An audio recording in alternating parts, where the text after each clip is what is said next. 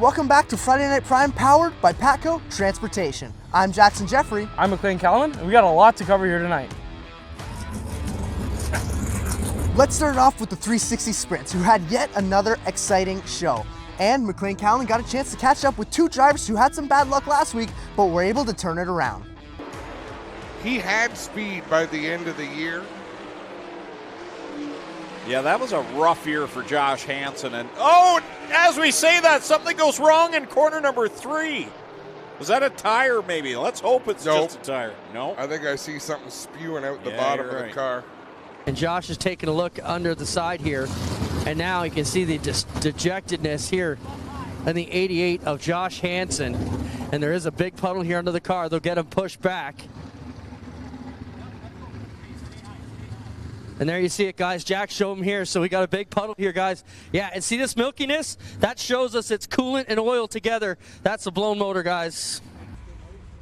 Here with Josh Hansen, the 88H. Talk about last week in that blown motor. How was that? Really depressing. I was ready to call it a year already after last year, and then last week definitely heartbreaking. But sounds like we're gonna get fixed up by the motor builder. So sounds like we should be dialed shortly. Awesome, and picked up the heat race win. Definitely carried momentum into tonight. Got a bit of front wing damage here. Was that a struggle to drive? Oh, it was a handful. A lot of 2-foot driving, especially getting into one, trying to back it in on the curb was a little gnarly because the second that right rear hit the curb, the front end was just going for the fence. So definitely back it in, hold the brake, then pray it turns, and pray it doesn't launch the front end was definitely hard.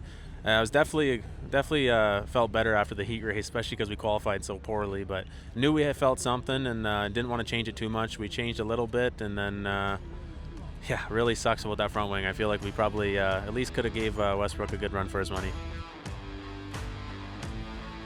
Lights are out on the pace truck. They're going to go green next time. Oh, Nick's out of the car.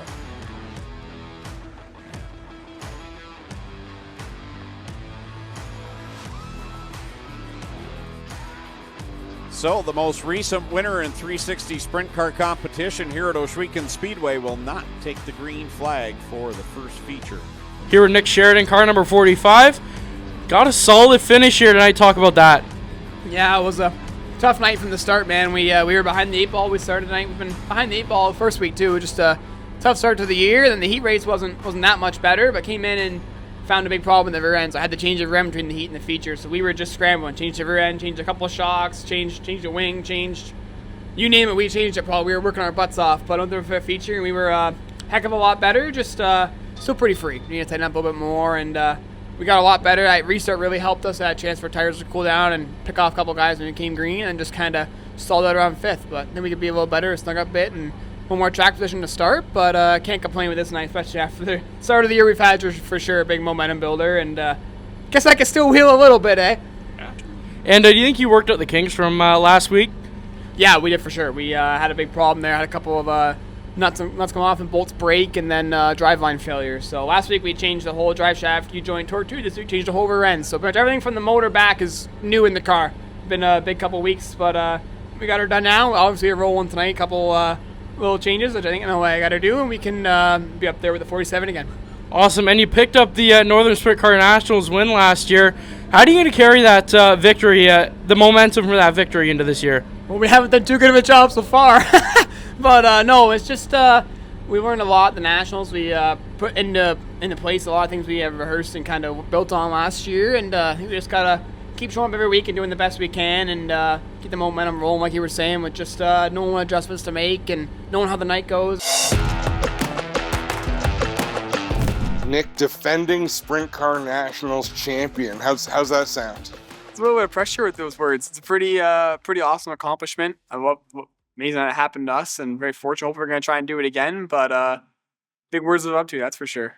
The nice thing is you've got all season, right? Like that's great through the off season.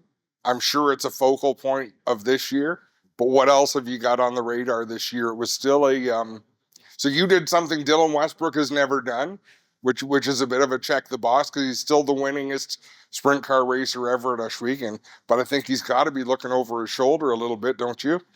Yeah, it's pretty awesome to beat him at something. We've battled him a lot. He's got the better hand of us a couple times. I've been watching a lot of his tail tank over the last couple years, but that's the thing, when you're racing with some of the best, you can't help but get better or lose. There are only two options. So we've learned a lot with our team and our car, getting a lot better at being with him. And awesome to see last race of the year, we actually got the better of him for once. That was an awesome accomplishment, and hopefully we can just keep digging and do more of that every week throughout the season this year. What is there anything he does in the regular season? I don't want to make this about him, it's about Nick Sheridan, but success on a given Friday night. Go out, win practice, go out, win heat race, go out and win the feature. What is it that makes that possible when there's so many good racers?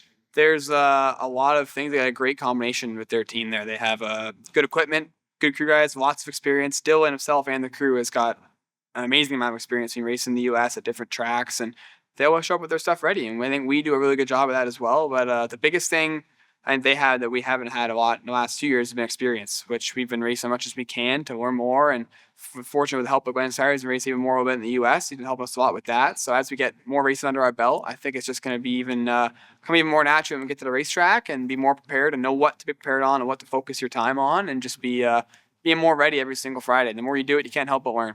And that's kind of where I wanted to get to, because now you can look at yourself, you look at Nick Sheridan and the race car that you bring. Do you have a program that you feel good about every week? You know where you have to be hot lap session, when it comes time for the heat, when it comes time for the feature, to be good at the points you have to be good at. You got to be good every single time we're on the racetrack, especially with the new format we've had the last couple of years with your practice times mattering in your heat races. And the whole field is so good. If you don't start near the front, it's so hard to stay with them. We've learned that. We had a couple nights last year we had to start deep in the field, and I don't want to say it's easy, but getting from the back to 10th is a lot.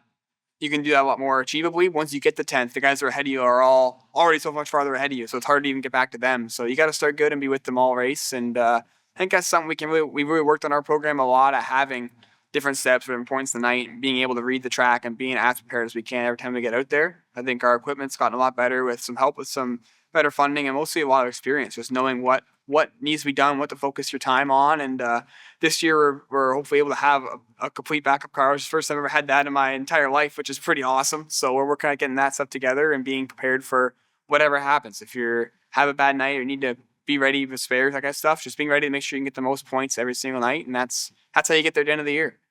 What will make you happy when you get to the end of the year and look back?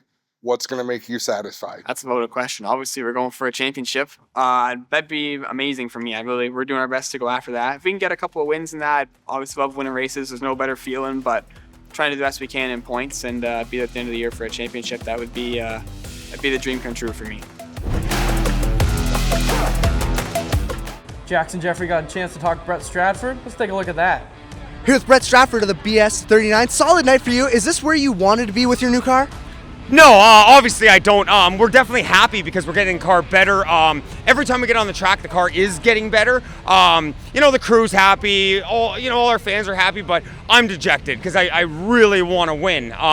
It's definitely not from a lack of trying, because we're giving her all we got, but the 52, they're getting them tires put to the ground, and we're just struggling. We can't do what they're doing right now, but once we figure this new car out, we will be unstoppable.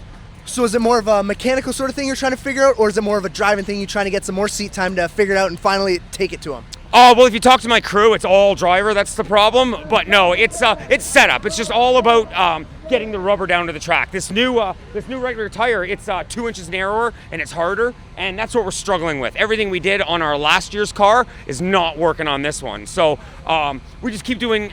Right now we're getting off the track of what we did before, and that's starting to help us. So we have a game plan for next week, and we're hoping it works. All right, well, it's good to see you, and we'll see you on track. Thank you. No, you'll see me on the pad next week. One position better.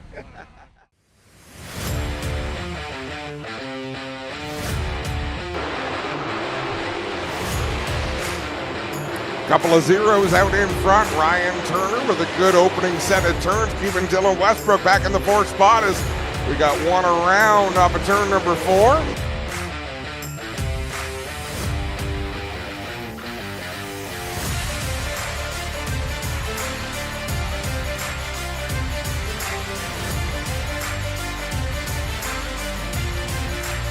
Ladies Ladies and gentlemen, you came looking for a show. Well, here you go. Let's end all the anticipation as we bring to you our feature presentation.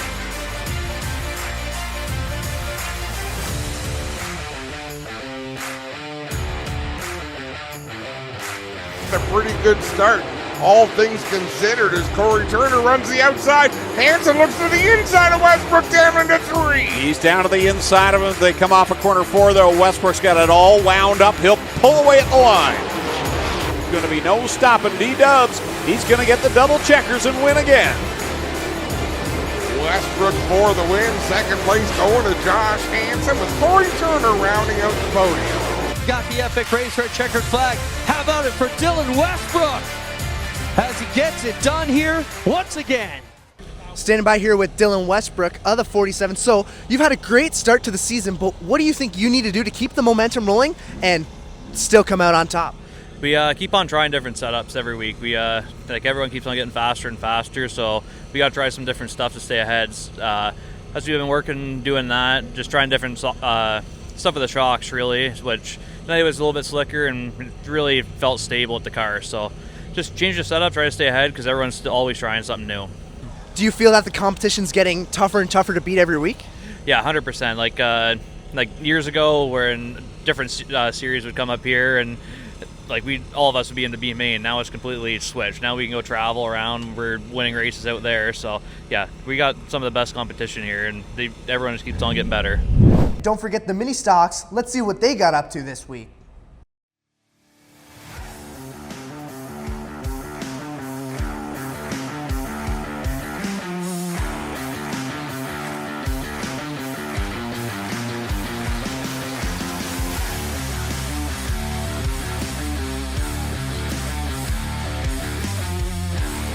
There in the 17X, half the line is still going to be Cole. Last time at a turn number 4, Spencer Riddell going to take the win, and heat race qualifier number 1, Craig Cole, hangs on for second.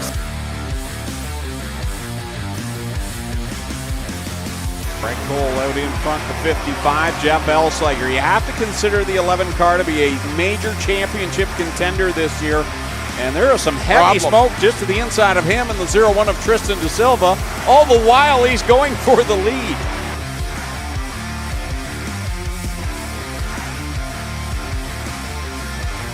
You got Craig Cole in the 3rd spot. Nick Erskine running in 4th. Tim DeBoer 5th. 6th right now is Dusty DeBoer. 1 more lap to go. Tristan De Silva moved by a couple of more cars now as the battle for the lead is on. Alex Riley to the inside of Hare. They make contact down into corner number 1. Hare holds them off so far. The exit of turn 2. Riley's got a nose to the inside. Down to the 3rd turn. They're side by side for the lead. They're beating and banging. Hare trying to hold on to the back end of that machine as they work off of corner number 4. The first mini stock winner of the year is Ken Hare. How about it for Kenny Hare? Well, Ken, a top 5 in points last year. You were competitive night in and night out. What are you looking forward to in 2026? So 2026, we've come up with a new car. We're going to see if we can make it work. The game plan this year is try to get top 3. We were able to accomplish our goals with getting our top 5, and we even ended up with an Art Hill Memorial, which we did not think we were going to get. Talk about what a big deal that is. You know, we've got a couple of races every year that are special. Art Hill Memorial has always been one that everyone circles on their calendar. Now there's a mini stock nationals. How big a deal is that for you and your team? So for us, it's a really big deal. We've been doing this for about 3 years now. We thought we were going to have a rough night. Car wasn't really working so well. We did some changes and just tried to stay consistent. And consistency is what ended up getting us that win. I could be wrong, but it seems to me like your race team has a lot of fun. Oh, we have a lot of fun in the garage. We got a bunch of guys with us right now, and if you're not having fun, why are we doing this, right? For sure. You show up with at least 3 cars every race night, don't you? Yes, at least 3 cars. This year we've got a team of about 7. It should be very interesting. Is there a lot of internal battles? Like obviously you did better than anybody last year. Is a target on your back? Target's always on our back, but our team pushes us hard, really hard to to succeed. And for me, Jeremy's been a huge help. And without him, I don't know if I'd be where I am today. It's kind of how racing works. Like there's always something that either pushes you or pulls you to improve and get better. Some people are fortunate enough that happens right out of the same building. Talk about how it's motivational. Competition's a good thing. So with us, we're always busting each other's balls and, hey, I did better than you, or hey, you could have did this, or why were you so slow? And, we just try to push each other to do better. And so as a race team, it's always about helping each other. You also have one member that signs in as Joe Dirt. So I work with a guy named Joe Dirt. His name's actually Dylan, but he definitely looks like the Joe Dirt. And he came to us and said, hey, I want to try racing. So we're like, you know what? We'll give you a shot and we'll see what we can do to help you. And he's having a blast. He might not be very good yet, but he's definitely going to become somebody. The fun factor is all that matters. So is that the goal this year, top 3? It is hard to get multiple wins in that mini stock class. How many trips to victory lane will keep you happy? So I normally look at it. I try to get 1 a year. If we get any more than that, it's awesome. But it is a very tough class, and we got some very tough competition. So even just making it onto the podium it's winning for us. For over 40 years, Patco Transportation, together with Encore Transportation, has helped move business across North America.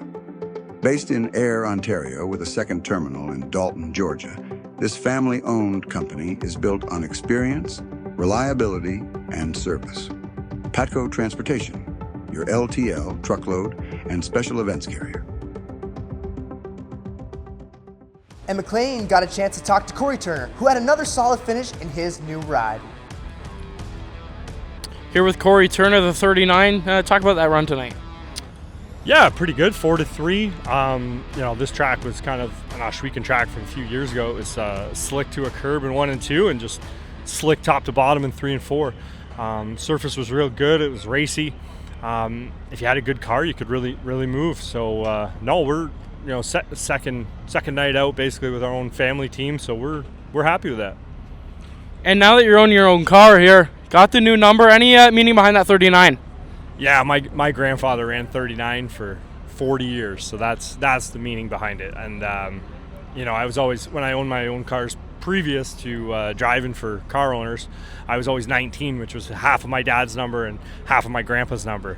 So now Alan Downey works out of my dad's shop, and prior to him taking a year off from sprint car racing, I was like, well, we can't be 19. So I was like, ran it by my dad and my Uncle Todd and my grandmother, and they're like, yeah, you can be 39 if you want. So that's the significance behind it. And on the front of this car, we got this wing here. I've never seen something like this before. What kind of benefits does it add to the racing? Well, the rubber ducky, Chase, and the Minion, they help us out. Those are our mascots.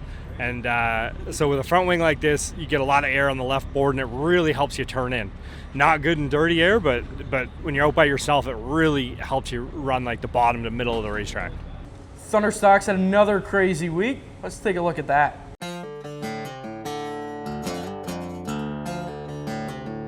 As we're seeing a great 3-car battle here going on.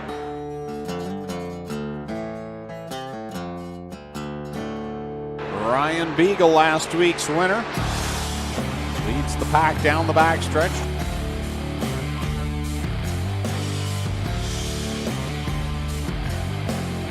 Ryan Beagle trying to pin that 84 to the inside.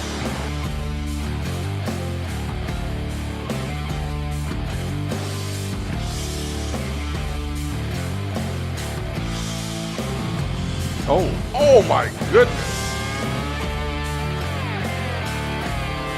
Oh, we got a fire. Safety crew right on the scene to immediately get to work and extinguish that fire. That car is making hard.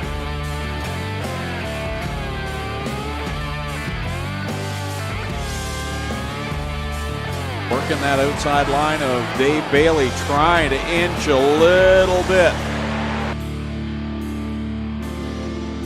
Down to the wall. Wirt with problems up in 3. Bailey's going to win it and hold on. Beagle with a last-second charge.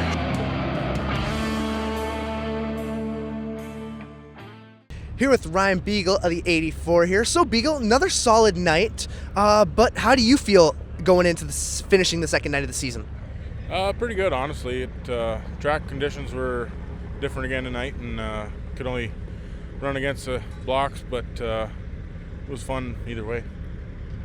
And what are your plans continuing to go forward here? Do you think you're where you're at? Do you want to get a little bit better, or is there anything you really think that you need to change? We're just gonna keep doing what we're doing, and we've been fast both weeks and two kind of different track conditions, so we won't change anything till stuff starts to go south. Here with Cam Thompson of the 28T. Talk about tonight. It was anything but fun, if I'm being completely honest with you, but joys of racing. Started off the night with a wicked stumble like the last couple of weeks. Been chasing it, thought we fixed it, not quite. Started dead last in the heat race, pulled off before we even went green, still fighting these stumbling problems. Got a carburetor from Crow, thankfully. Thank you, Crow.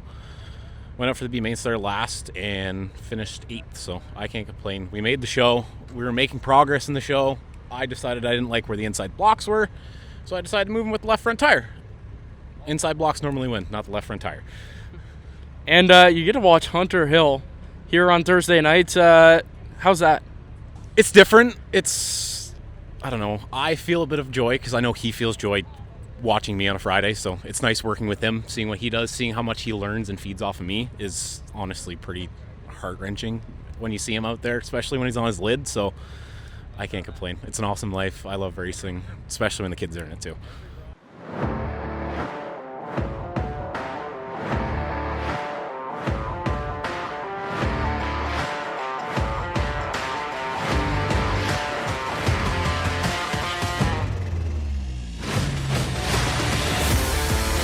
Krutchka swings to the outside and looking to get a run on Austin Rose off the second corner. Rose, though, holds down.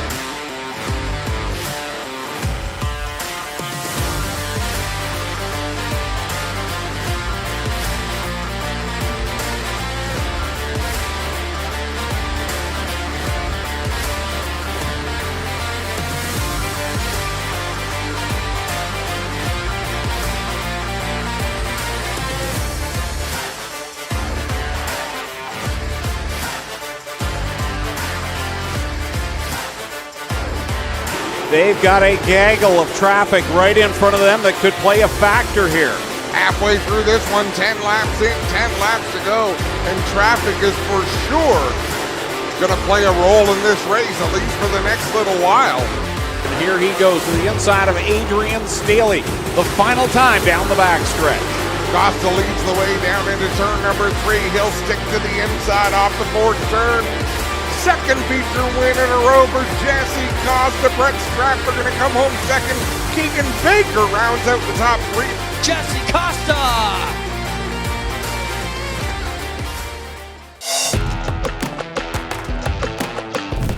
Ryan, you're coming off a 3rd place in the point standings last year. Maybe didn't find victory lane as much as you would have liked, but definitely had success. How do you carry momentum or create new momentum into 2026? I think that's our 4th third place finish in a row. Obviously our goal at the start every year is points championship. We've kind of redefined things this year, trying to work different things. I believe we had 5 or 6 seconds, behind Dylan and Nick. We were there all year long. The National showed it. Top 3 came to the top. It was Dylan, Nick, and I battling it out at the end. So, we kind of know coming into this year again, there's a good 10 cars. So you got to make sure you're on your game every night. We're going to try and do that same thing. We've already really started to search. We struggled in Florida and, we licked our wounds and we're ready to get back after it. Just came off a weekend in Tennessee where we ran 3rd and 4th and, we learned a lot of good things and we're going to try and bring that back home. I know last year you were laser focused on the championship as your goal. As the season went on and you were getting robbed of some victories, the wins aren't adding up and the points aren't adding up. Do you ever regroup or refocus and think, okay, let's look into something different?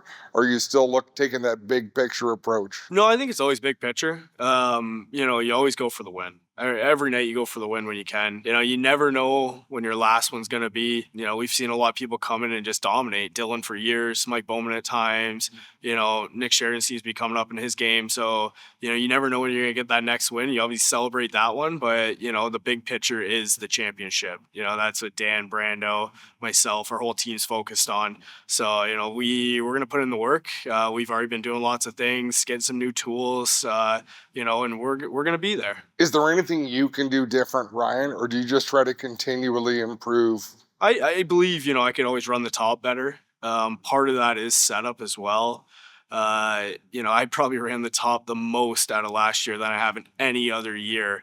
And just because that was the track we were given. A lot of tracks were a cushion track type of night. Some years we see tracks that slow down to the 17-second range all year long. Last year, you know, we were 15.5, 16. So it was usually a cushion track. That's, you know, and it showed Dylan won most of the races. And, you know, when it starts to slow down, that gives us a little more opportunity. But we got to get better at those slower tracks. We got to get better at our heat races. Heat races have been a struggle for me for the last couple of years. So probably the biggest focus right now is heat races. We've already started to work on that.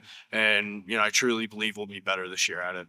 How important is the racing you've been doing in the winter time, in the off season?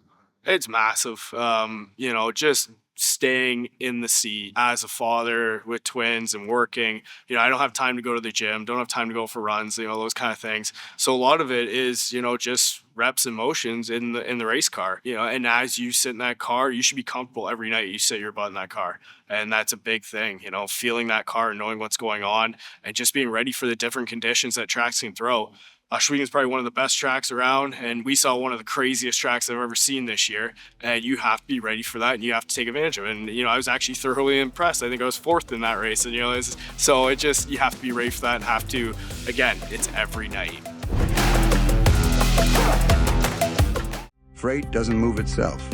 It takes timing, trust, and a team that knows the road. For over 40 years, Patco Transportation, together with Encore Transportation, has served the North American marketplace with LTL, truckload, and special events freight. Family-owned, cross-border ready, and built to deliver. Patco Transportation, moving business forward. One of the most memorable moments from last Friday is always the Thunderstocks, who put on an exciting show. Don't forget the Beagle-Bailey rivalry and their battle, always putting on something exciting to see. But what was surprising is deeper in the field, drivers like Zach Bleach, Kyle Wirt, and Ron Logie had some great performances and were able to hang tight with the top two. Ryan Beagle, last week's winner, leads the pack down the backstretch. Trevor DeBoer in tow. Then you've got Kyle Wirt, Ron Logie, Dave Bailey, the best of the best right there. And then you've got the Invader. That's right, Brock Gregory in that black and fluorescent green. 26. Hungrier, especially when you see someone like Brock Gregory come in and take a win away. So they can be beat, and Ron Logie's trying to be one of those drivers that can beat them, and he has in the past. And he has, that's for sure. Ryan Beagle trying to pin that 84 to the inside. Sneak around the inside of Ron Logie. Brock Gregory right behind him. Zach Bleach up on the high side. Right behind Ron Logie. So 4 of the top 5 bunched right together. Dave Bailey out in front by half a dozen car lengths. Oh, Kyle Wirt. I don't know if he had a problem. That car just did not want to turn down into turn 1. Running side by side with the 23 of Trevor DeBoer. Everything looks okay down in 3 and 4 this time. Maybe not. Mike Klazinga, the 93K. If he still has that LS motor in the 93K, it looks to be performing fairly well for him out there. Next week, Friday, June 5th, Slack Lumber and Bucks by Tetra present Contractors Night plus Fan Fest Series, Superheroes and Princesses featuring Autograph Night 1, and the APC Duel on the Dirt Home Track Race number 2, featuring the 360 Sprints, Crate Sprints, Thunderstocks, and Mini Stocks. Gonna be an eventful night, and make sure to get out there and catch an autograph by some of your favorite drivers. Thank you for tuning in to another episode of Friday Night Prime. We'll see you next week.